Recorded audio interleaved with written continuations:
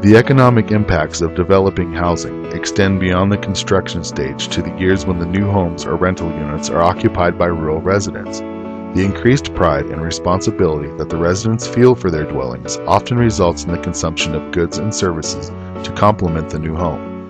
Beginning a life in a new home is often accompanied by the purchase of new appliances, new furnishings, and moving services. Later, other improvements may be made to the home itself, including the addition of decks, new rooms, and landscaping.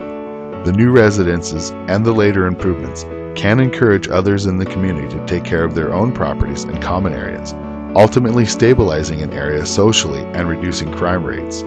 Finally, new construction in rural areas is often accompanied by infrastructure improvements like paved roads, electrification, and water sewer lines, which encourage further housing development. An abundance of new housing can lower the cost of living for a community, making it attractive to new residents and industry.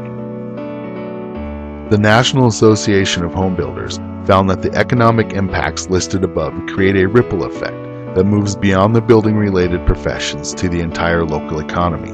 Construction workers generally live close to the construction site and thus spend a substantial part of their wages in the local community. Area businesses benefit from this increased patronage, from the sale of building supplies for the project and from the sales to the residents of the new units.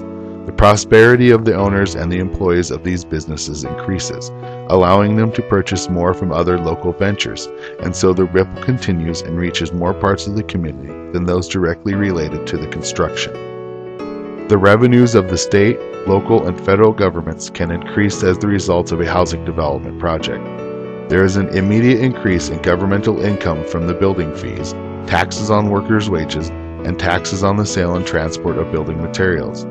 Increased sales taxes can also be expected as workers spend their wages and the residents purchase supplies and services for their new homes. In the long run, the local government will be able to generate revenue from the property taxes and mortgage and deed transfer taxes. All of these taxes add up so that even small projects can generate a great deal of government revenue. Officials estimate that the construction of 20 homes worth over $50,000 each generates $1 million in tax revenue.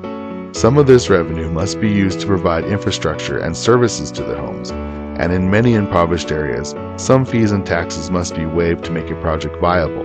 However, the remainder of the increased government revenue may be used to encourage more housing development or improve services like education, and thus promote further economic development.